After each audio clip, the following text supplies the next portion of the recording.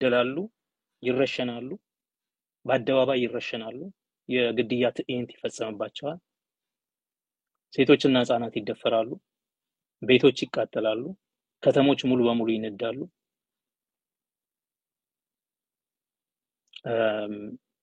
አሳውን ለማጥፋት ምንጩን ማድረቅ ነው በሚል መርህ ሰላማዊ ህዝብ የጥቃት ሰለባ ይሆናል ከአገልግሎቶች ተቆርጦ ወለጋ ለረጅም ጊዜ ከኔትወርክ ከባንክ ከሰርቪሶች ተቆርጦ እንዲራብ ይደረጋል ጉጂ ዛሬ እንደዛ ነው as we speak ባለፉት 4 አመታት በጉጂ ዞን በአጠቃላይ በቦረና ዝናብ አልነበረም ድርቅ አለ ያ ብቻ ሳይሆን ከ2019 ጀምሮ በዛ ዞን የሚደረጉ ጦርነቶች ከየትኛውም ቦታ በተለየ ሁኔታ ማሳ ያቃጥላሉ ሰብል ክምር ያቃጥላሉ ከተሞችን ያነዳሉ ሰዎች አርሰው እንዳይበሉ ያደርጋሉ ይሄን ከማድረጋቸው የተነሳ ዛሬ ትልቅ ረሃብ ነው ያለው ህፃናት በየመንገዱ እየሞቱ ነው ያሉት ለተወሰነ ጊዜ ለምሳሌ በምዕራብ ጉጂ ወደ 7 ወረዳዎች ምንም አስተዳደር የለም ለረጅም ጊዜ 8-7 ወር 1 አመት ምናምን ለሚሆን ጊዜ መንግስት አስተዳደር የሚባል የለም በጣም ከመራባቸው የተነሳ እናቶች ሲጨንቃቸው በዛ የሚንቀሳቀስ የኦሮሞ ነጻነት ጦር ካለ ህፃናቱን ሂዱ ከዛ ምናምን ይላሉ ወታደሮቹ ያላቸውን በእጃቸው ያለውን ነገር ይሰጥቷቸውና በህይወት ያቆያቸው በዚህ አኳኋን እየኖሩ የሰነበቱ ሰዎች ናቸው ያሉት በሁሉም አካባቢ ያለው ችግር በጅምላ መገደል ከብቶች መነዳት ዘረፋ ለመናገር የሚቀፉ ድርጊቶች የተፈጸሙበት ዘመን ነው ለምንድን ነው ይሄ የሚደረገው ከተባለ የአብይ አህመድ መንግስት በመሰረቱ ፋሽስታዊ መንግስት ሁለተኛ የአብይ አህመድ መንግስት ኮሎኔል ገመቹ አንድ ጊዜ እንዳለው የነፍጠኛ መንግስት የኦሮሚያ ብልጽግና ኦሮሚያ ክልል ለሚያስተዳድሩ ደግሞ የነፍጠኛ ተላላኪዎች ናቸው ምን ማለት ነው ይሄ የኦሮሞ መንግስት አይደለም ነፍጠኛ ኦሮሞ አይደለም ግለሰቡ ኦሮሞ ሊሆን ይችላል ስርዓቱ ግን ኦሮሞ አይደለም የኦሮሞ ህዝብ ጥቅምና መብት የሚያስከብር አይደለም የኦሮሞ ህዝብ ጥቅምና መብት የሚያስከብር ቢሆን ኖሮ በአደራ ተቆጥሮ የተሰጡትን የኦሮሞ ህዝብ ጥያቄዎች ይመልስና ከዛ የዲሞክራሲያዊ ሽግግር ያደርግና ለውጥ ሲሉና ሲዘፍኑበት የነበረው ይሄን ለውጥ ለማስጠበቅ ምናምን ሲሉበት የነበረውን ለውጥ ያሳዩን ነበር ኢንፋክት አጀንዳውን ነጥቀው ቀብረው በሌላ አጀንዳ ተክተውት ያን አጀንዳ ህዝብ አልቀበልም ሲላቸው ጦርነት ነው የጀመሩት ሌላው ቀርቶ በራሳቸው ፕሮግራም በህገ መንግስቱ ምንም ለውጥ ሳይደረግ ምርጫ በሚደረግበት ቀን ይደረጋል ተብሎ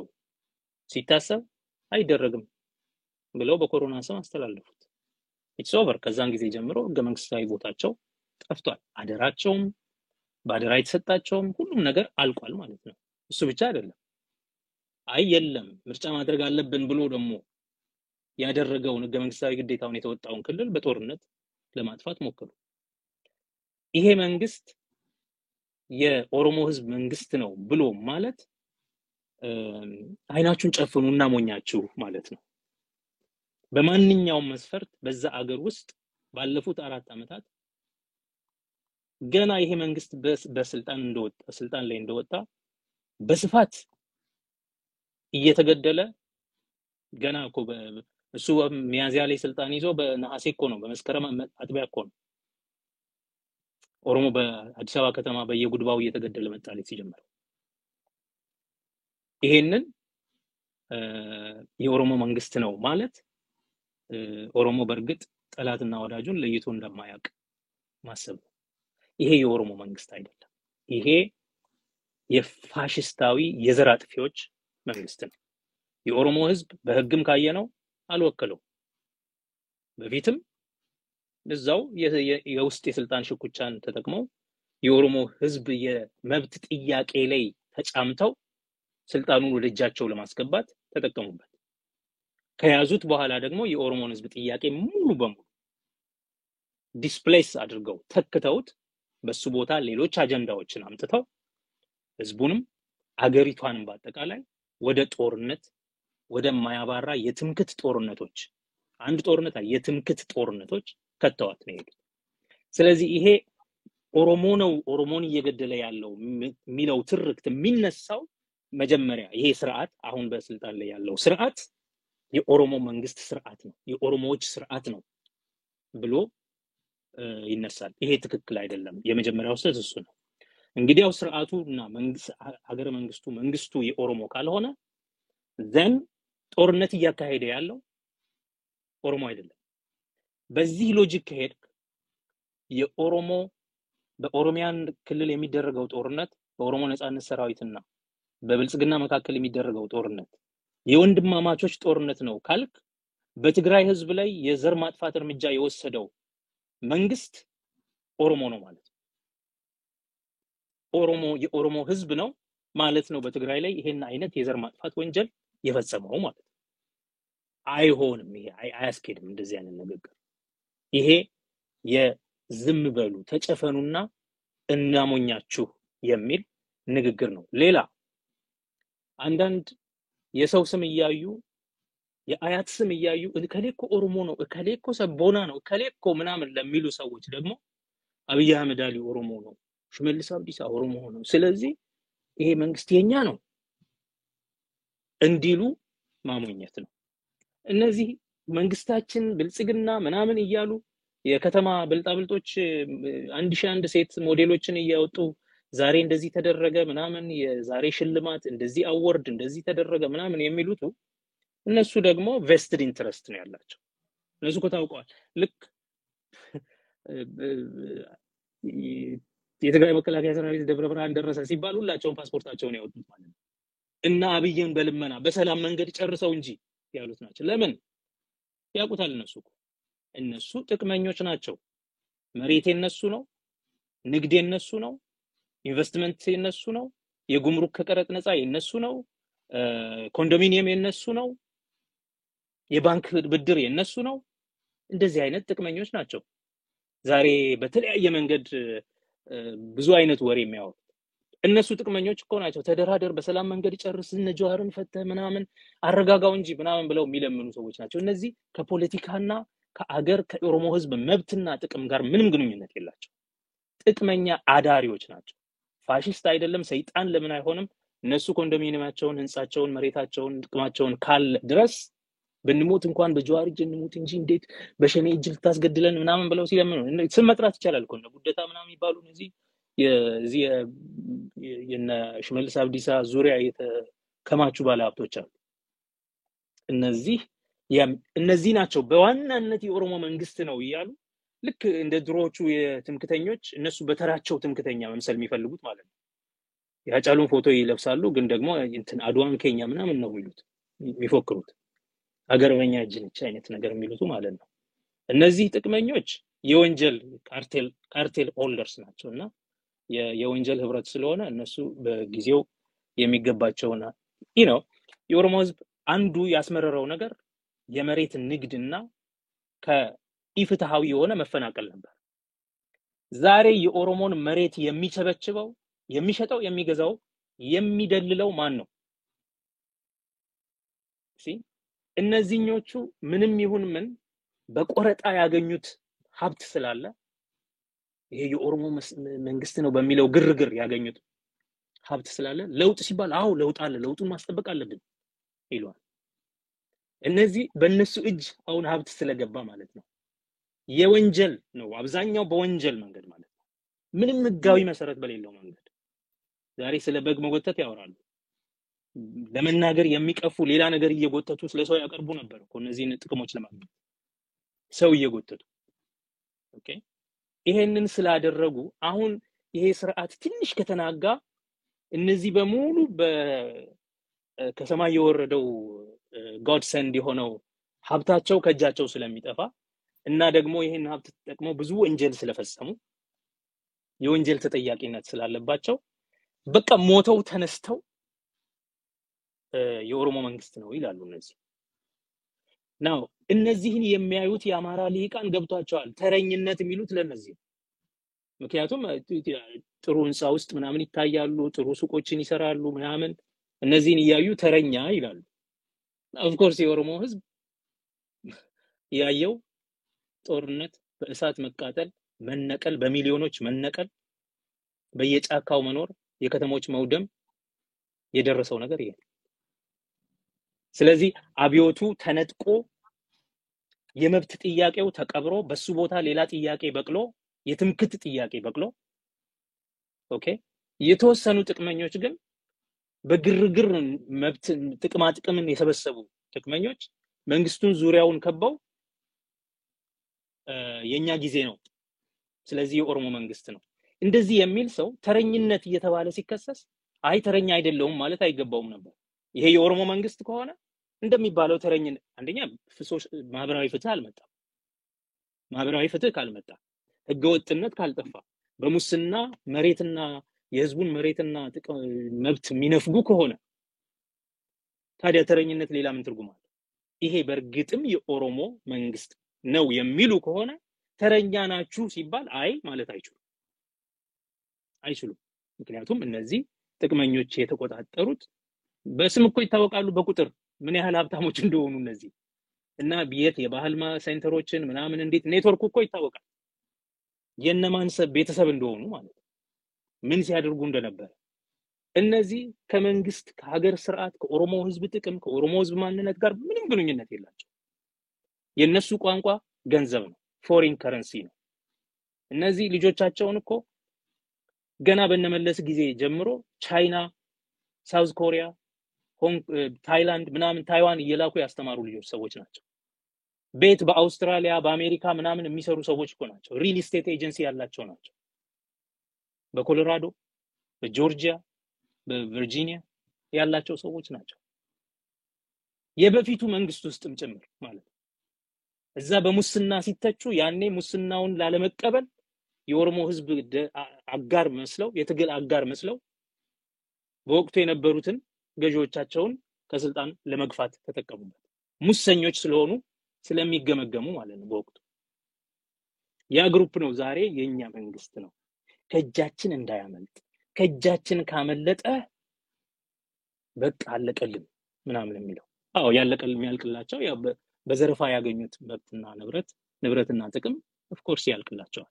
የኦሮሞ ህዝብ መብትን ግን አልተነካም ለማ እንዳለው እኮ ነው ለማን የማውደስ ፍላጎት የለኝም በብዙ መንገድ የራሱ የሆነ ኃላፊነት አለበት ሊመልሰው የሚገባ ግን ቢያንስ የኦሮሞን ህዝብ ጥያቄ አልነካነውም እንኳን ልንመልሰው ጫፉ አልደረስንም ተከትምቡኔ እያለኮ ነው የወጣው ከለማ በላይ እነዚህ ሁሉ አሁን የኦሮሞ መንግስትነትን ሊያረጋግጡልን ይፈልጋሉ እሱ እንኳን ማለት ነው የተቀበለው ባለ አደራው ከህዝብ አደራውን የተቀበለው ሰው ጥያቄዎችን ተቆጥሮ የተሰጠንን ጥያቄ አንድ በአንድ መመለስ አለብን እስካሁን ድረስ ገና አልደረስንበትም ኢትምቡኔ ነው ያለው ስለዚህ ይሄ መንግስት የኦሮሞ መንግስት ነው ብለህ ይሄ መንግስት አሰልፎ የኦሮሞ ህዝብ ላይ ህፃናቱን የሚያስደፍር ቤቱን የሚያቃጥል ሰውን ቤተሰቡን ከነቤቱ የሚያቃጥል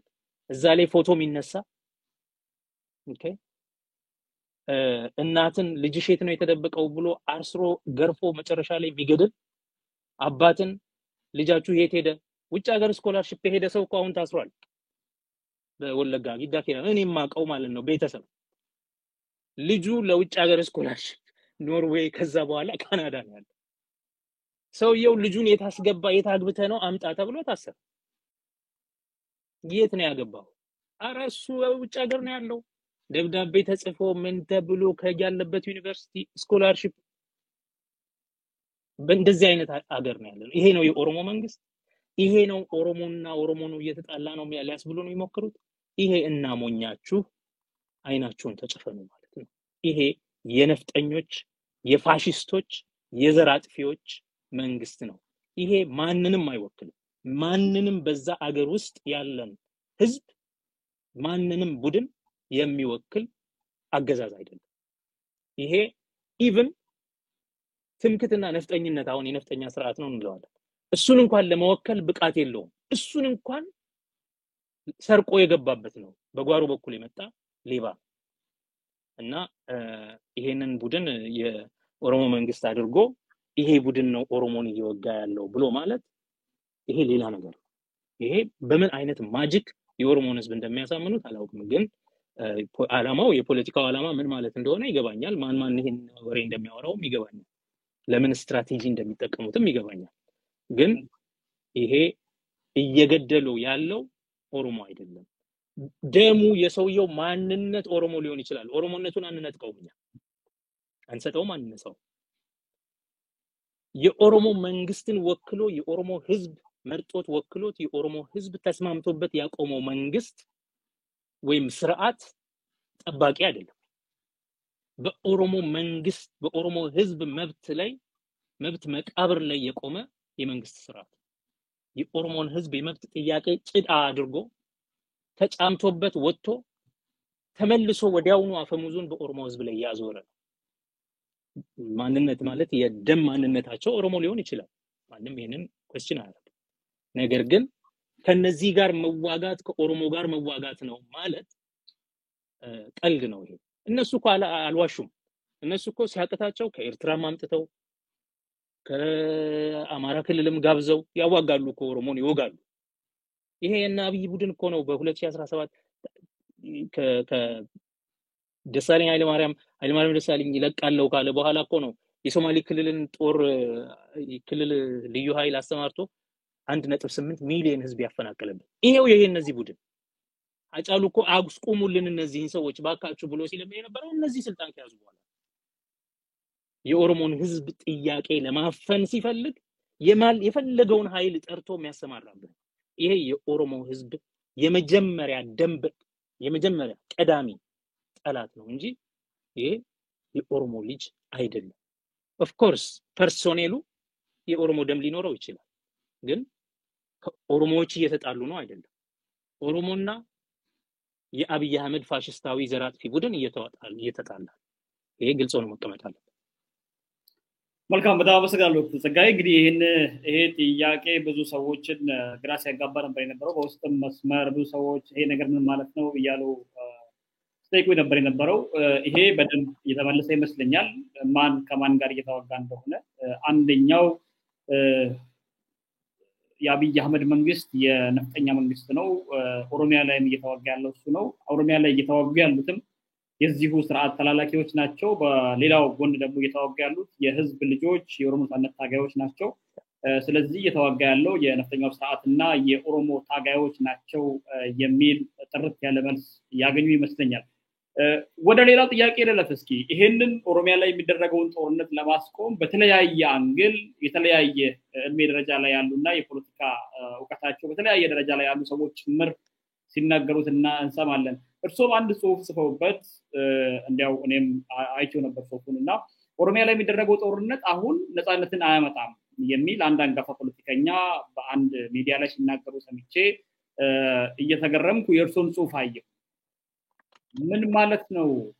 እርሶ ጽሁፎትን እንዲያው ከጽሁፍ ባሻገር በንግግር ሲገለጽ ኦሮሚያ ላይ ያለው ጦርነት ነፃነት አያመጣም ማለታቸው እኛ አንጋፋ ፖለቲከኛ እና የእርሶ የመልስ ምት ትንሽ በደንብ ግልጽ እንዲሆንልኝ ፈልጌ ነውና ሐሳቡ እንዴት የተቃወሙት? ምን ማለት ፈልገው ነው እሳቸው? እርሶስ እንዴት ነው? በጣም ብዙ አደናጋሪ ሐሳቦች በየጊዜው በቤተ መንግስት ትዕዛዝ ይቀርባሉና በቅርቡ አቶ ሌንጮ ለታ ከአንድ ሀገር ውስጥ ቴሌቪዥን ጋር ያደረጉት ምልልስ ነበርና እንደምታውቀው አቶ ሌንጮ ኢትዮጵያ ውስጥ በጣም በጥልቀት ስለ ኢትዮጵያ ፖለቲካ የሚያስብ ሰው ካለ የፖለቲካ ሰው ሆኖ በጥልቀት ከሚያስቡ ሰዎች መካከል አንዱ ነው። ብዙ ያስበበት የተመረመረበት የጻፈበት ቢኖር እሱ ነው እንደ ፖለቲከኛ። ኦፍ ኮርስ ፕሮፌሰር መረራም እንደዛው በጥልቀት ነው የሚያስበው ሌንጮ እና በሌሎች ዘንድ የማይታይ ሪፍሌክሽን አለው። መልሶ ራሱን የማየት ነገር እንደገና የመመርመር ነገር ሪቲንክ የማድረግ ነገር አለው which is credit to him። ስለዚህ ሌንጮ ወደ ሚዲያ መጣ ሲባል በደንብ ነው የምታዳምጠው።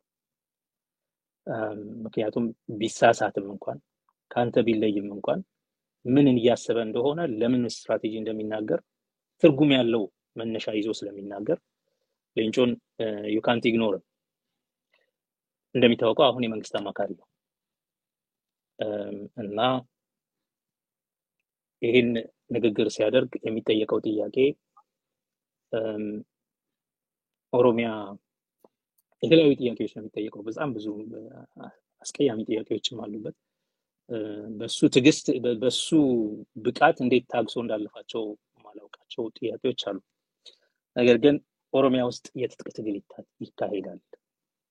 ይሄ ታጣቂ ቡድን በጋዜጠኛው እምነት ብዙ ጥፋት እያደረሰ ነው፣ ይሄ ነገር መቼ ያበቃል ምናምን የሚል ጥያቄ ጠይቀዋለች እና አቶ ሌንጮ እኛ አሁን ስለ መገንጠል ነው አክቹሊ የምጠይቀው። አንዱ ትግራይ ቢገነጠል ሌላው ሰው ዝም ብሎ ያየዋል እንዴ ምናምን አይነት ስለው እኛ መገንጠል መብት ነው ብለን በ60ዎቹ ተነስተን በፕሮግራማችን ጽፈን ተንቀሳቅሰናል። ምክንያቱ ወቅቱ የዲኮሎናይዜሽን ትግል የሚደረግበት ነው። ከቀኝ ነፃ መውጣት ትክክለኛ ነገር ነው፣ ፍትሃዊ ነገር ነው። የኛ ሁኔታ በዚህ ሁኔታ ውስጥ ነው የሚታየው። ስለዚህ ብለን ወሰድን። ሁለተኛ የግራ ዘመን ፖለቲካ የገነገሰበት ጊዜ ነው። ለዚህ በግራ ዘመን ፖለቲካም ራዲካል የሆነ ሀገረ መንግስትን ኮምፕሊትሊ የመቀየር ነገር አስፈላጊ ነው ብለን እናምን ነበር። ኢምፓየርን የማፍረስ ስራ ትክክል ነው ብለን እናምን ነበር ከጊዜው ሁኔታ። ሶስተኛ ይሄንን ለማድረግ ደግሞ በትጥቅ ትግል ማድረግ አለብን ብለን እናምን ነበር እና ያንን አድርገናል። አሁን ግን ያ ትክክል እንዳልሆነ አስባለሁኝ፣ አስፈላጊም አይደለም የሚል ነገር ከተናገረ በኋላ አንዱ የሚለው ነገር የትጥቅ ትግል ጥሩ ነው ብዬ አላምንም ይላል። ምክንያቱ ትክክል ነው ብዬ አላምንም፣ ከዛ ደግሞ ጥሩ ነው ብዬ አላምንም። ትክክል የማይሆንበት ምክንያት ዛሬ ባለንበት ሁኔታ ኢትዮጵያ ኦሮሚያን አውቃለች፣ የኦሮሞን ህዝብ መብት በተወሰነ ደረጃ አውቃለች። አትሊስት ለኦሮሞ ሰው ለኦሮሞ ህዝብ እንደ ህዝብ እውቅና ሰጥታለች።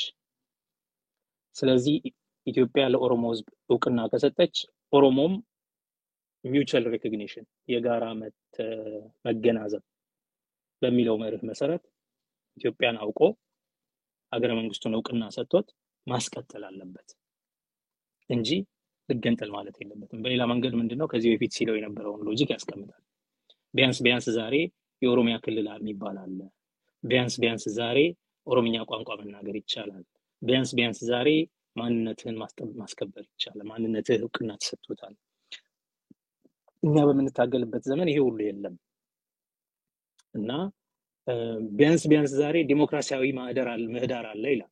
በዲሞክራሲያዊ መንገድ መታገል ስለሚቻል ነው ጦርነት በትጥቅ ማድረግ የለብንም የሚለው ይላል። ነው እነዚህ ሁሉ ከ91 እስከ 2018 በፈረንጆች አቆጣጠር ከ83 እስከ 2018 2011 ማለት ነው። እስከዛን ጊዜ ድረስ በኢትዮጵያ አቆጣጠር ትክክል ነው። ኦሮሚያ ክልል የሚባል እውቅና ተሰጥቶታል። የኦሮምኛ ቋንቋ አትሊስት በክልል ውስጥ የስራ ቋንቋ እንዲሆን እድል ተሰጥቶታል። ኦሮሞነት የኦሮሞን ባህል ማሳየት ምናምን ያው ፖለቲካሊ የሚታይ ጊዜ ኢሬቻም ወንጀል ይሆናል ምናምን፣ ግን ሞር ኦር ሌስ እድሉ አለ። የኦሮሞ ህዝብ እንደ ህዝብ የራሱን እድል በራስ የመወሰን መብት በህገ መንግስት ተቀምጦለታል። እሱንም ይጠቅሳል። እሱ መብት አለው ይሄን እድል ለመወሰን።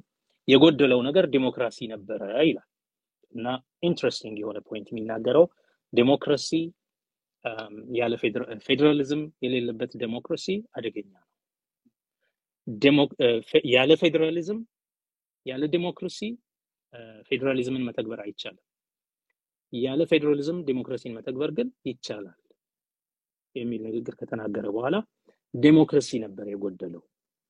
ስለዚህ አሁን ዲሞክራሲውን ማስፋት ከተቻለ ብዙም የሚቸግር አይደለም ነው የሚለው። ናው እንግዲህ የኔ ልዩነት የሚጀምረው ምንድነው? ኢትዮጵያ ቀድሞም ቢሆን የኦሮሞን መብት በተመለከተ ሰስፔንድ ነው ያደረገችው። የኦሮሞን ጥያቄ አልመለሰችው። እንዴት አድርጋ? የራስን እድል በራስ የመወሰን መብት አለው፣ ለዚህ እንታገላለን የሚሉትን ከፖለቲካው ጌሙ ውጪ ከማድረግ ካደረጉ በኋላ የኦሮሞ ህዝብ ጥያቄ ተመልሷል የሚል ኦህዴድ የሚባል ተላላኪ ነው በቦታው የተተካው። ተመልሷል ብሎ ነው የሚጀምረው። ተመልሷል ምንም የሚታገል የኔ ጥያቄ ከተመለሰ እናንተ ምን ትሰራላችሁ እዚህ? ለምንድን ነው የምትታገሉት ታዲያ? ምን ለማድረግ ነው የምትታገሉት?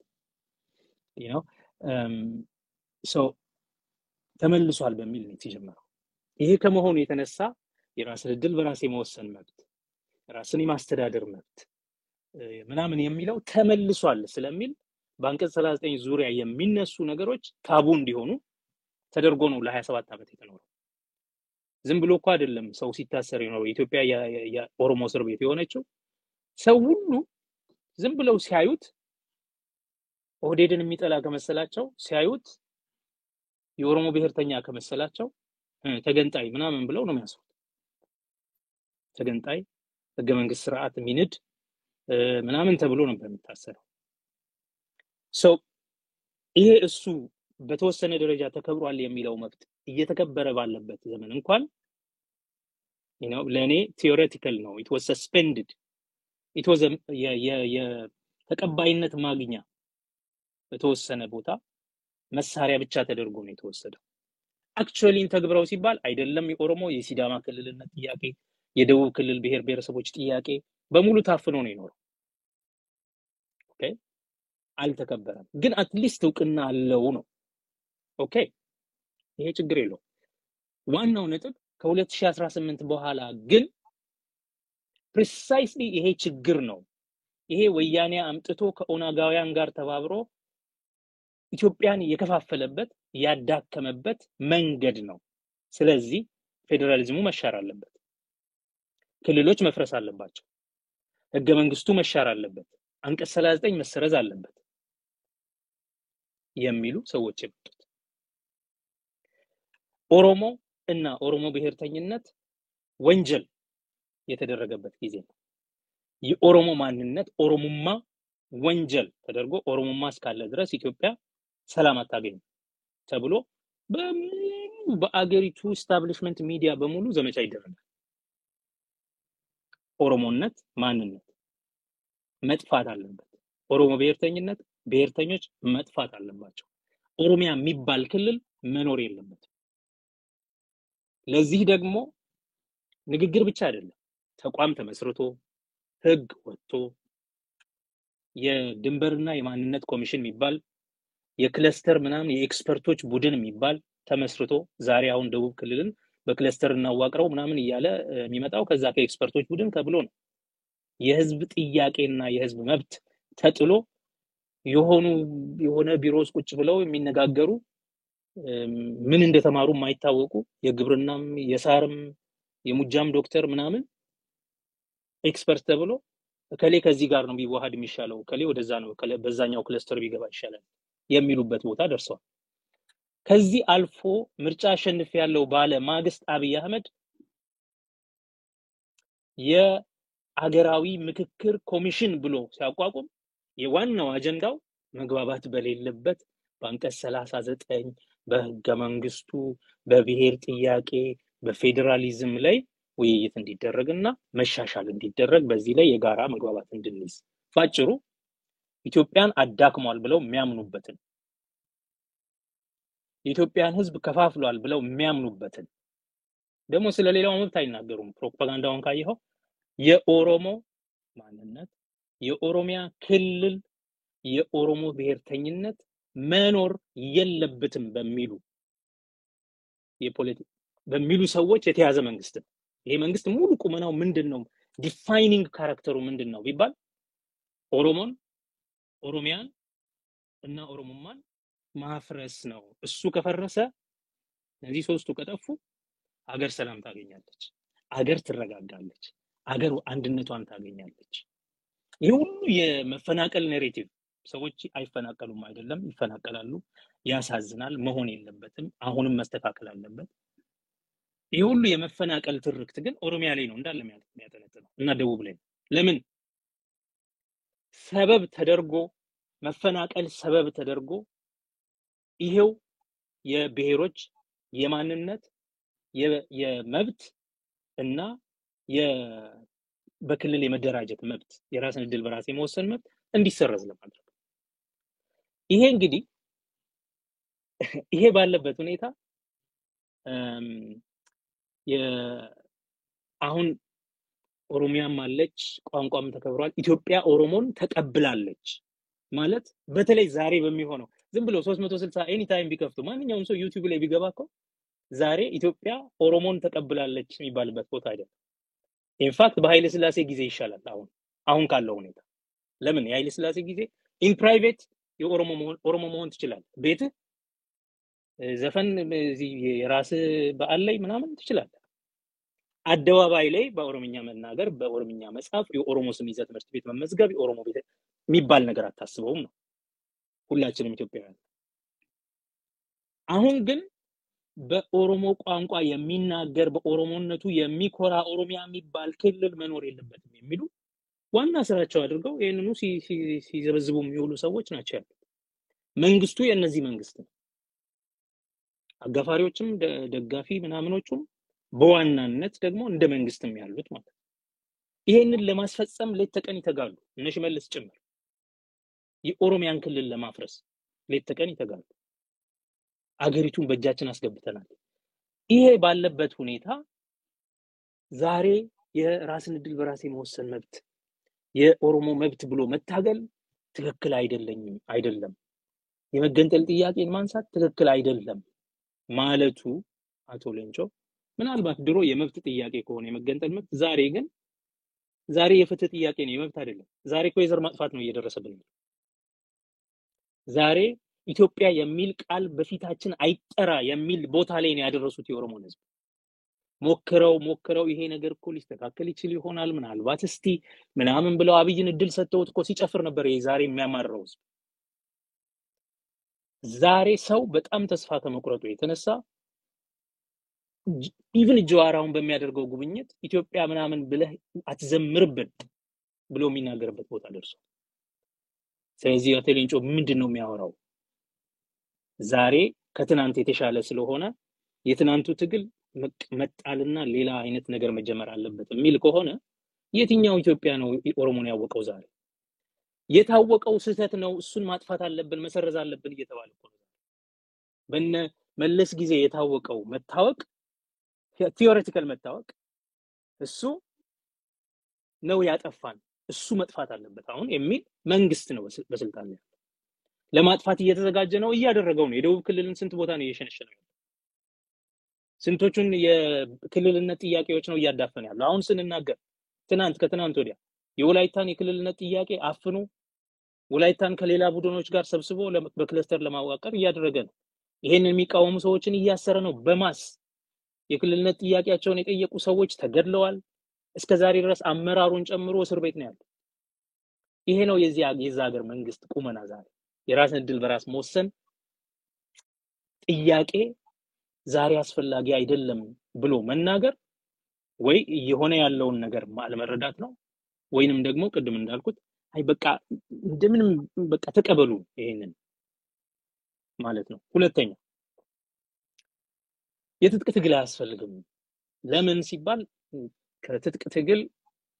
የትጥቅ ትግል ዲሞክራሲን አያመጣም የትጥቅ ትግል መንግስትን የሚመለከት ነገር ነው እንጂ መንግስት ለመመስረት ያስችላል እንጂ ህዝብን ነፃ ያወጣል እኔ አትኩሮቴ ህዝብ ላይ ነው እና ህዝብን ነፃ ስለማያወጣ የትጥቅ ትግል ከተደረገ በኋላ ዲሞክራሲ አይመጣም እና ያው የተለመደው ምሳሌ አለ ኤርትራ ምናምን ለማለት ነው ያው አሉ የትጥቅ ትግል የወለደው ነፃነት ዲሞክራሲን አምጥቶ አያውቅም ስለዚህ በትጥቅ ትግል የሚደረግ የፖለቲካ ለውጥ የለም የሚል ይመስላል አይ ቲንክ ይሄ ሁለት ሌቭል ላይ በሁለት ደረጃ የተሳሳተ አስተሳሰብ ነው አንደኛ የትጥቅ ትግል የሚደረገው ለነፃነት ነው እንጂ ለዲሞክራሲ አይደለም የዲሞክራሲ ትግል የማይደረግበት ቦታ ሲደርስ ነው ወደ ትጥቅ የሚሄደው ሰው የዲሞክራሲ ትግል ማለት ምንድነው የዲሞክራሲ ጥያቄ ማለት ህዝብ በመረጠው መሪ የሚተዳደርበት ስርዓት ህዝብ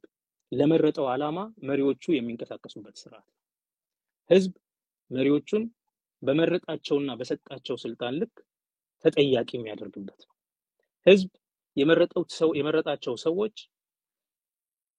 በተሰጣቸው ስልጣን ልክ መብቱን ካላስከበሩ ምላሽ እንዲሰጥ የሚጠየቅበት ኦኬ የዲሞክራሲ ትግል ማለት ይሄ የዲሞክራሲ ጥያቄ ስታነሳ የሀገር ማንነት ጥያቄ ችግር የለብህም የሀገር ባለቤትነት ጥያቄ የለብህም አገሩም መንግስቱም የኔ ነው የሱ ነው የሁላችንም ነው ብለህ ነው የምታምነው የዜግነት እኩልነት ጥያቄ የለህም አሁን እኮ ኢትዮጵያ ውስጥ ዲሞክራሲ ትርጉም የለው ኢቭን ዲሞክራሲ ምክንያቱም ዲሞክራሲ is overrated ይላል ማርካኪስ አንድ ጊዜ ስለ ኢትዮጵያ ሲናገር overrated የሆነበት ምክንያት ምንድነው the stakes are too high to do a democratic conversation ማለት አንደኛው አንተን ካላጠፋው በሚልበት ቦታ ውስጥ ጉዳዩ መሸናነፍ ምናምን የሚለው ራሱ ያንተ ወይም የኔ መጥፋትና መኖር ማለት ነው ለዚህ እኮ ነው በዲሞክራሲ ስም እኮ ነው አሁን ትግራይን እያጠፉ ያሉት በዲሞክራሲ ማለት አብላጫ ድምጽ ስላላቸው ብቻ